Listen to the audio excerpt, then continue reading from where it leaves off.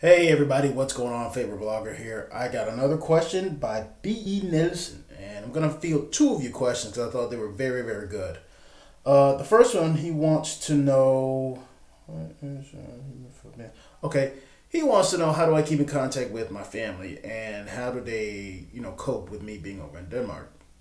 Since 2007, my mother is okay with me moving. She has no ifs, ands, or buts about it. She basically states, I'm a man. I'm gonna do what I'm gonna do. So when I did discuss it with her, and I told her I wanted to get married to my wife, she just kind of said, "If you love her, go ahead and go." So I kind of expressed to her, "I'm not coming back home." She was like, "It's fine." So since 2007, I've left. I've had no problems. They basically they go on without me. So I mean, they do a lot of stuff. It's somewhat.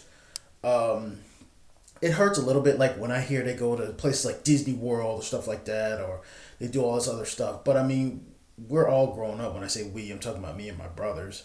We're all grown up. We all moved out and we all moved on. So it gives my mother and my stepfather, when I say parents, it gives them freedom to be themselves. So as far as I know, they cope perfectly well.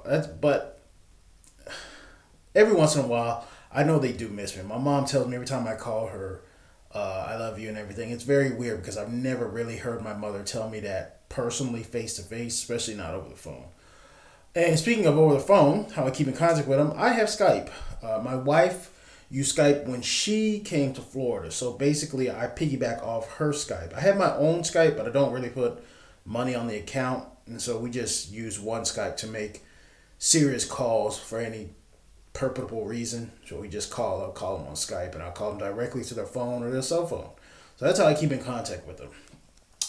Your other question is it's a serious situation. Oh, okay. Okay.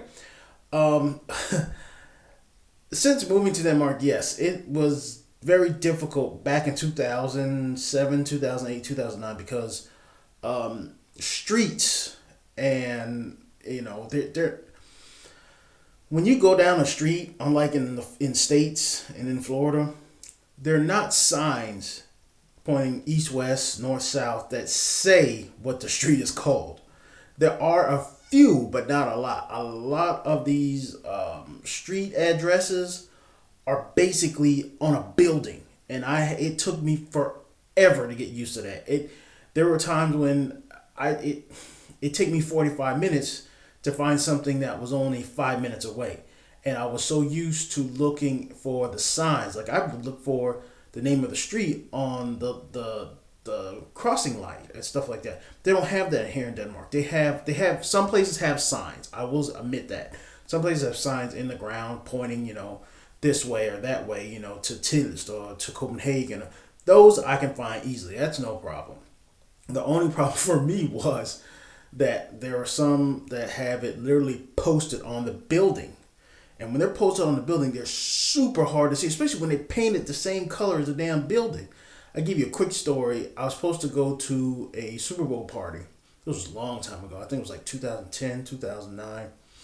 And of course, I'm still in time change here. So Super Bowl party does not start till technically the Super Bowl doesn't start till 12 midnight. The guy that was hosting the party starts it at 10. Now, granted, it's what? It's February. So the weather has changed. It was snowing like a bitch. And I'm out on my bike. And first of all, like I said, I'm a Florida boy. I'm not used to the snow. My glasses were fogged up. I couldn't see shit.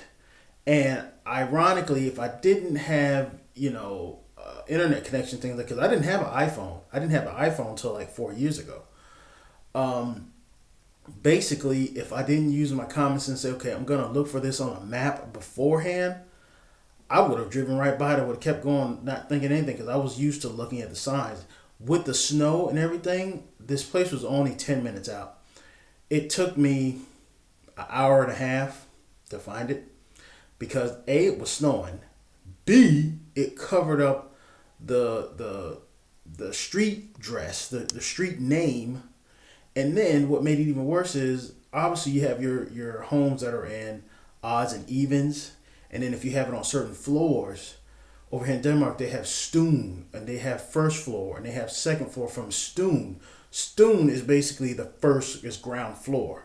You don't have ground floor like what we have. What we call first floor is basically ground floor. So I'm confused. I have the slightest of fucking clues where I'm going. I'm biking, and I get there. I had literally had to stop at like some burger shop. Thank God the dude that was there was like, "Oh, it's right around the corner. You go up this way and you'll find it." But I get there, and of course in Denmark, a lot of the buildings now they have what the lock and buzz key thing where you have the buzz to get in. I found it, but there was no name on there, so now I'm panicking. The Super Bowl is about to start, and I'm just like, man, I'm hungry as hell because I didn't eat dinner because obviously I'm going to a party. I'm gonna binge and then just fucking go nuts. I didn't get in there until at least 12:45, something like that.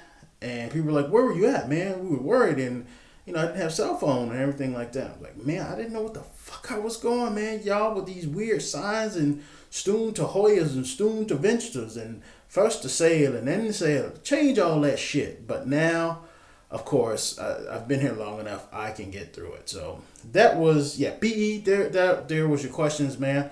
I hope you enjoyed them. I apologize for the blur. I'm sitting like adjacent to a window right now, so if it's like super blinding, turn down your brightness or something like that. But then you probably won't see me. You'll probably see my teeth and my eyes wondering who the fuck is on this damn camera.